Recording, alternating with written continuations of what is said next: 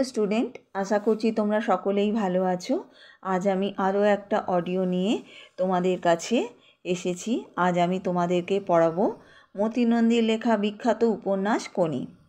আগের অডিওতে আমি মতি নন্দীর লেখা কোনির প্রথম পর্বটি নিয়ে আলোচনা করেছি। আজকে দ্বিতীয় পর্বটি নিয়ে আলোচনা করব। তবে প্রতিদিনকার মতো আমি গল্প শুরু করার আগে লেখক সম্পর্কে দু এক কথা বলে থাকি। তবে আমি আগের অডিওতে লেখক মতি নন্দী সম্পর্কে বলেছি, তাই আজকে সরাসরি গল্পে প্রবেশ করছি। গঙ্গায় একটা আম ভেসে চলেছে ভাটার টানে। তিনজন সাঁতরাচ্ছে সেটাকে পাবার জন্য। কোমর জলে দাঁড়িয়ে 2-3টি বছর 14-15 ছেলে জল থাবড়ে হইচই করে তাদের তাতিয়ে তুলছে। সামনে সামনে ওরা যাচ্ছে, মাথা তিনটে দুধারে নাড়াতে নাড়াতে। কোনোই না ভেঙে সোজা হাত বৈঠার মতো চালিয়ে ওরা আমটাকে তাড়া করছে। হঠাৎ ওদের একজন একটু একটু করে এগিয়ে যেতে শুরু করলো, অন্য দুজনকে পিছনে ফেলে। তখন চিৎকার উঠল কোনি কোনি বলে। পিছিয়ে পড়া দুজনও গতি বাড়ালো। আমটা প্রায় প্রথম ছেলেটির মুঠোয় এসে গেছে। হঠাৎ সে থমকে গেল। হাত ছুঁড়ছে কিন্তু এগোলো না। বার দুয়েক তার মাথাটা জলে ডুবল। তারপর সে রাগে চিৎকার করে ঘুরে গিয়ে লাথি ছুড়ল। ততক্ষণে পিছন থেকে একজন ওকে অতিক্রম করে আমটাকে ধরে ফেলেছে। বিষ্ণুধর বলল, পা টেনে ধরেছিল। লোকটি হেসে চশমাটা খুলে ঝোলায় রাখল। ঘাটের বাইরের দিকে, যেখানে কয়েকজন উড়িয়া ব্রাহ্মণদের একজনের কাছে ঝোলাটা রেখে এসে লোকটি অতি সাবধানে সিঁড়ি দিয়ে নামতে লাগল। চশমা ছাড়া মনে হচ্ছে লোকটি যেন অন্ধ। জলের কিনারে কাদার উপর তখন মারামারি হচ্ছে, একজনের সঙ্গে দুজনের। কাদা ছিটকাচ্ছে। লোকেরা বিরক্ত হয়ে গজগজ করতে করতে সরে যাচ্ছে। 2-3টি ছেলে ওদের চারপাশে ঘুরে ঘুরে উৎসাহ দিয়ে যাচ্ছে আর বলছে, ঠিক হ্যায়, চালা আরও জোরে। পা থেকে মাথার চুল কাদায় একদম লেপে গেছে। কঞ্চির মতো সরু দেহটা তার লম্বা হাত দুটো এলোপাথারি ডাইনে বাঁয়ে ঘোরাচ্ছে। আর অন্য দুজন সেই বিপজ্জনক বৃত্তের বাইরে কুঁজো হয়ে তাক খুঁজছে। ফাইট কোনি ফাইট, চালিয়ে যা বক্সিং। দুজনের একজন পিছন থেকে ঝাঁপিয়ে পড়ল ওর ওপর। পড়ে গেল দুজনেই। এই ভাদু, চুল টানবি না কোনির, কোনির দলের একজন বলে উঠল। তাহলে কিন্তু আমরা চুপ করে থাকতে পারবো না। কোনির পিঠের ওপর বসা ভাদু চুল ছেড়ে দিয়ে 2 হাতে কোনির মাথা ধরে কাদায় মুখটা ঘষে দেবার চেষ্টা করতে লাগলো। কোনিও পা ছুটতে লাগলো, কোমরে চার দিয়ে উঠবার চেষ্টা করলো। তারপর ঝটকা দিয়ে ভাদুর ডান হাতটা মুখের কাছে টেনে নিয়ে এসে কামড়ে ধরল 2 আঙুল। চিৎকার করে ভাদু লাফিয়ে উঠল। সঙ্গে সঙ্গে কোনি উঠে দাঁড়িয়ে ভাদুর উপর ঝাঁপিয়ে পড়ল। তারপর বলল, খুবলে নেব তোর চোখ, বার করাম, আমাকে চোবানো, পুঁতে রাখবো তোকে এই গঙ্গা মাটিতে। হয় আম দিবি, নয়তো চোখ নেব। 2 হাতের 10টা আঙুল ঈগলের নখের মতো বেঁকিয়ে চিত হয়ে পড়া ভাদুর চোখের সামনে কোনি এগিয়ে আনতেই 2টি ছেলে ওকে ঠেলে সরিয়ে আনলো। তখন কোনি বলল, ছেড়ে দে চণ্ডু, হাত ছাড় কান্তি, শোধ নিয়েই ছাড়বো, আমাকে চোবানো। কোনির ঠোঁটের কোণে ফেনা, সামনের দাঁত হিংস্রভাবে বেরিয়ে রয়েছে। হিলহিলে লম্বা দেহটা সামনে পেছনে দুলছে কেউটের ফনার মতো। এই ভাদু, ও আম কোনির, বার করে দে, নয়তো সত্যি চোখ তুলে নেবে কিন্তু। ভাদু ডান হাতটা চোখের সামনে ধরে দেখছিল। শিউরে উঠে বলল, রক্ত বেরোচ্ছে, দাঁত বসিয়ে গর্ত করে দিয়েছে। কোনির হাত ছেড়ে দিয়ে কান্তি এগিয়ে এসে ভাদুর প্যান্টের পকেটে হাতটা ঢোকালো। কয়েকটা কাঁচা আম বার করে বড়টি বেছে নিয়ে কোনির দিকে ছুঁড়ে দিল। তখন কোনি লুফিয়ে নিয়ে কামড় বসালো এবং সঙ্গে সঙ্গে বিকৃত মুখে বলল, কি টক রে বাবা, মা গঙ্গাকে এমন আমও খেতে দেয়? পর আমটা জলে ছুঁড়ে দিয়ে সে মুখ থেকে ছিবড়ে ফেলতে ফেলতে ভাদুর কাছে এলো। দেখি তো কেমন গর্ত হয়েছে। খপ করে ভাদুর হাতটা ধরে সে ভুরু কুঁচকে আঙুলটা তুলে দেখল।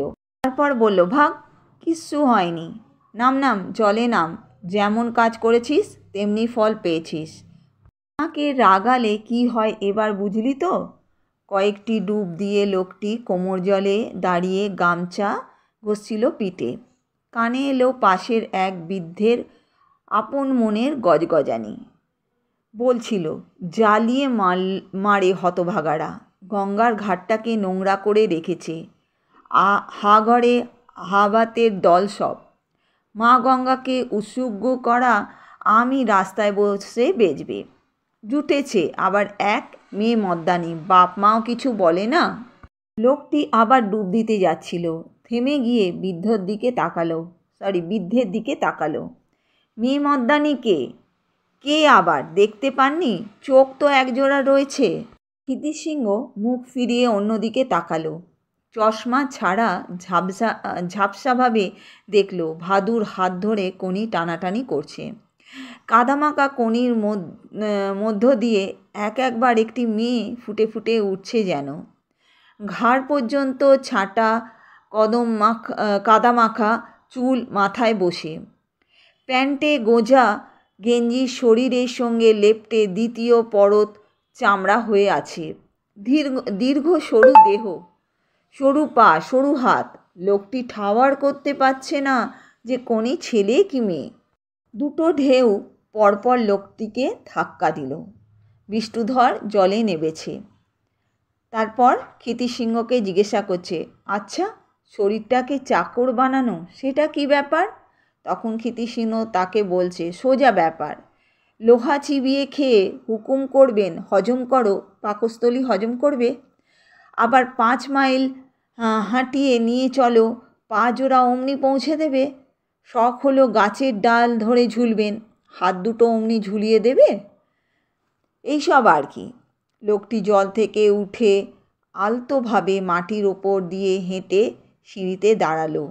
ভিজে গামছাটা নিংড়ে পায়ে জল লাগা মাটি ধুয়ে গঙ্গার দিকে তাকালো। সে ঝাপসাভাবে দেখল পাড়ের কাছে জলে কিলবিল করছে মানুষ। তার মধ্যে কোনিকে চিনে নেওয়া তার পক্ষে সম্ভব হলো না। লুঙ্গি ও পাঞ্জাবি পরে ঝোলা কাঁধে চশমা মুছতে মুছতে লোকটি একবার সিঁড়ির মাথায় এসে দাঁড়ালো। চশমা চোখে দিয়ে পাড়ের ডাইনে বাঁয়ে তাকালো। হঠাৎ নজরে এলো গঙ্গার বুকে 4টি কালো ফুটকি। তারা সিকিগঙ্গা পার হয়ে এগিয়ে যাচ্ছে। লোকটি আপন মনে একবার বলল, কোনি। কিছুক্ষণ তাকিয়ে থেকে ভিজে গামছাটি পাগড়ির মতো মাথায় জড়িয়ে লোকটি বাড়ির পথে রওনা হলো। মিনিট 15 পর সরু গলির মধ্যে একতলা টালির চালের একটি বাড়িতে লোকটি ঢুকল। সদর দরজার পরই মাটির উঠোন। টেনে টুনে একটি ভলিবল কোর্ট হতে পারে তাতে। লঙ্কা, পেঁপে, জবা থেকে চালকুমড়ো পর্যন্ত উঠোনটা নানান গাছ দখল করে আছে। একদিকে টিনের চালের রান্নাঘর ও কলঘর, আর একদিকে দালান ও তার পিছনে 2টি ঘর। একতলা বাড়িটি চারিদিকের উঁচু বাড়িগুলোর মধ্যে খুব শান্তভাবে যেন উবু হয়ে বসে আছে। উত্তর দিকের বাড়ির মালিক হলধর বর্ধন এই একতলা বাড়িটি কেনার জন্য কয়েকবার প্রস্তাব করেছেন, কিন্তু লোকটি সংসারে আছে স্ত্রী এবং 2টি বিড়াল, আর কেউ নেই। সে বিনীতভাবেই তার সেই প্রস্তাব প্রত্যাখ্যান করে। বাড়ির কলে জল আসে সামান্য। লোকটির স্ত্রী নাম লীলাবতী। জল খরচ করাটা লীলাবতীর শখ, যেমন বিড়াল পোষার মতোই। ফলে লোকটিকে স্নান করার জন্য প্রায়ই রাস্তার টিউবওয়েলের সাহায্য নিতে হয়। আর সকাল থেকে টিউবওয়েলের মুখ দিয়ে জল বেরোচ্ছে না, তাই বহুকাল পর সে গঙ্গা স্নানে গিয়েছিল। লোকটি বাড়ির মধ্যে ঢুকে উঠানে টাঙানো তারে ভিজে প্যান্টটা মেলেছে। তখন ঘর থেকে বেরিয়ে এলো ঢলঢলে প্যান্ট পরা বেঁটে হৃষ্টপুষ্ট একজন। খিদ্দা এসে বলল, খিদ্দা, তোমার জন্য অনেকক্ষণ বসে আছি, বাড়ি পাহারা দিচ্ছি। দোকান থেকে কে বৌদিকে ডাকতে এসেছিল, আসছি বলে সেই যে গেছে। ভেলো, চটপট একটু চা বানা দেখি, ক্ষিতিসিংহ বলল। ভেলো বলল, বৌদি যদি এসে পড়ে? খিদ্দা অর্থাৎ ক্ষিতিসিংহ কয়েক সেকেন্ড ভেবে বলল, তাহলে থাক, বরং তুই কী জন্যে এসেছিস বল। তখন ভেলো বলল, ক্লাবে আজকে মিটিংয়ে যাবে নাকি? তখন ক্ষিতিসিংহ বলল, নিশ্চয় যাব। ছেলেরা খাটবে না, ডিসিপ্লিন মানবে না, জলে নেবে শুধু ইয়ার্কি ফাজলামো করবে, এসব ছেলেদের ক্লাব থেকে বেরিয়ে যেতে বলাটা কি এখন দোষের? একজনও কি তাই নিয়ে কিছু ভাবে? আর সিং কি বলল অমনি তাই নিয়ে কাউন্সিলের মিটিং ডাকা হলো? সেজন্য তো নয়, আসলে হরিচরণদা আর তার গ্রুপটির রাগ আছে তোমার ওপর, ভেলো বলল। ওরা শ্যামল আর গোবিন্দকে উস্কে তোমার এগেনস্টে চার্জ আনিয়েছে। তখন ক্ষিতিসিংহ বলল, আমি তা জানি। হরিচরণের বহুদিনের ইচ্ছে চিফ ট্রেনার হওয়ার, আমাকে বলেও ছিল গত বছর। আমি বলেছিলাম, হরি, একটা চ্যাম্পিয়ন শুধু খাওয়া দাওয়া আর ট্রেনিং দিয়েই তৈরি করা যায় না রে, তার মন মেজাজ বুঝে তাকে চালাতে হয়। ট্রেনারকে মনস্তাত্ত্বিক হতে হবে, তার মানে কমন সেন্স প্রয়োগ করতে হবে। গুরুকে শ্রদ্ধেয় হতে হবে শিষ্যের কাছে, তথা কাজ উদাহরণ দিয়ে মনের মধ্যে আকাঙ্ক্ষা বাসনা জাগিয়ে তুলতে হবে, তাকে মোটিভেট করতে হবে। এসব তোর দ্বারা সম্ভব নয়। তুই শুধু চেঁচামেচি গালাগালি করেই খাটাতে চাস। ফিস ট্রেনার হওয়া তোর কম্য নয়। তখন আবার ভেলো বলল, খিদ্দা, তোমার এই লেকচার দেওয়ার বদ অভ্যাসটা ছাড়ো। এক কথায় যেখানে কাজ হয় তুমি সেখানে 10 কথা বলো। হরিচরণদাকে অত কথা বলার কি দরকার ছিল? যাকগে, আজ তুমি মিটিংয়ে যেও না, ওরা ঠিক করেছে তোমাকে অপমান করবে। তখন ক্ষিতিসিংহ বলল, করবে। এই বলে ক্ষিতিশ তার পায়ে মাথা ঘষার ব্যস্ত বিশুকে কোলে তুলে গলা চুলকে দিতে লাগলো। চোখ বুজে বিশু ঘড়ঘড় ঘড়ঘড় শুরু করলো। তাহলে যাবেই? নেবে যাওয়া প্যান্ট এবং কণ্ঠস্বর হ্যাঁচকা দিয়ে টেনে তুলে ভেলো বলল। ক্ষিতিশ ঘরের দিকে যেতে যেতে অস্ফুটে বলল, তখন বাড়িতে ঢুকলো লীলাবতী সিংহ, ক্ষিতিশের স্ত্রী। অতি ছোটোখাটো, গৌরবর্ণা এবং গম্ভীর, পায়ে চটি, হাতে ছাতা। দুজনের দিকে তাকিয়ে অবশেষে ভেলোকে বলল, বেলা অনেক হয়েছে, চারটি ভাত খেয়ে যেও। ভেলোর হঠাৎ যেন কাণ্ডজ্ঞান ফিরে এলো। ঘড়ি দেখেই ব্যস্ত হয়ে বলল, না বৌদি, বড্ড দেরি হয়ে গেল, বাড়িতে ভাত নিয়ে বসে আছে, আমি এখন যাই। খিদ্দা, তোমার কিন্তু না গেলেই ভালো। ভেলো চলে যেতেই লীলাবতী প্রশ্ন করল ক্ষিতিশকে, না গেলেই ভালো মানে? ক্ষিতিশ বলল, আজ ক্লাবের একটা মিটিং আছে, ও বলছে সেখানে আমাকে নাকি কেউ অপমান করবে, যাতে আমি ক্লাব ছেড়ে বেরিয়ে যাই। তখন লীলাবতী বলল, তাহলে তো ভালোই হয়, ক্লাব করে তো কোনো দিন ব্যবসা দেখলে না।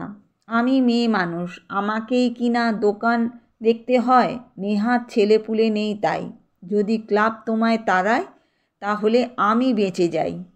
লীলাবতী রান্নাঘরে ঢুকল। ক্ষিতিশ বিষণ্ণ চোখে দালানে বসে বিশুর মাথায় আনমনে হাত বোলাতে লাগলো। এই সময় খুশি ঘর থেকে বেরিয়ে এলো।